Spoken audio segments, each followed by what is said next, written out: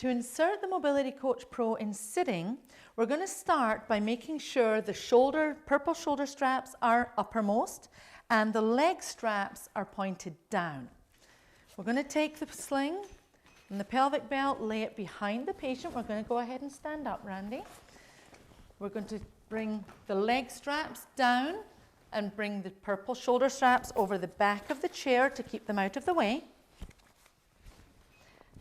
And if the patient can lean forward, we're having them lean forward a little bit. It's going to come right down to the bottom, Randy. Good. The next step is to buckle the belt up, and if the patient can help, have them help. And if you can hold on to the buckles here, can you snap them together? This includes fine motor skills, it includes a cognitive task for the patient, and it also engages them in being part of the process while they're hooking up the sling. And this is not just for the Mobility Coach Pro, but this will work with any piece of safe patient handling equipment. And it's less fearful for the patient if they're engaged in being part of it.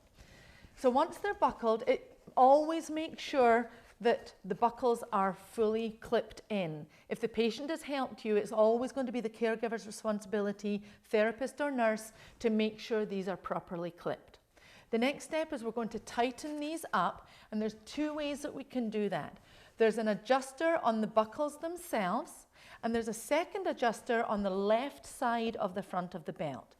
The first way we can tighten is to get the tails of the belt and shimmy them tight on each side. The other way that we can tighten them is to come under the belt itself on one side, hold it, and then just pull snug. Now sometimes you can get it a little bit too snug and the patient's like, oh, I can't breathe.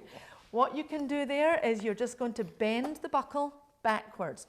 By bending it, you disengage the teeth in the parachute buckle, and that's how you loosen the belt. To tighten it up again, you're just going to pull nice and snug. Same on the bottom one. And on this one, you'll notice that there's a very small tail left, which is going to be hard to grab. When you set the belt up, try to make sure that you have a little bit of a tail on each side so that you can loosen the belt and tighten it. We can fix that by giving a little bit more slack on this side of the belt because it's a continuous strap. But if you're finding it's hard to grab because you haven't left enough, that's how you fix it, but try to make sure before you insert the belt that you do have a little bit of a tail on each side. Once you've tightened it, the next step is to put the leg strap under. The strap or the pad will slide along the strap. We want that pad to be right under the ischial tuberosities, right under the butt bones or the sit bones. So Randy, we're going to just slide this underneath, and if you can lift your leg, that's great.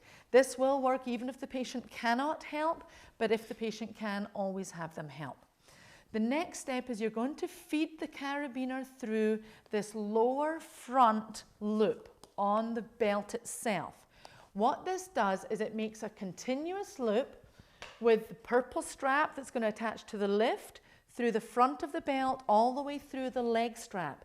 This is what helps this harness from preventing it riding up if the patient falls or if the patient is dependent. By this being a continuous loop, you get the maximum amount of support and the least amount of ride up. We're going to do the same on the other side, Randy.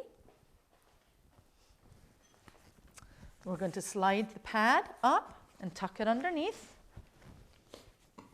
Bring the strap through. And again, we're going to feed it through this front lower loop. And we're going to grab one of the loops on the belt. It does not matter which loop you grab. I could equally grab the top loop or the bottom loop, or I could come further around the belt. The one thing you do want to make sure of is that the carabiner, the gate closes completely when you grab that loop. Sometimes if people are in a hurry, you can grab all the way under the black and you'll see that this gate mechanism doesn't fully close. It is very important to make sure that that gate is closed before you lift your patient up. Tighten down, and then from there, you've got your straps ready to hook up to your lift and the harness is on.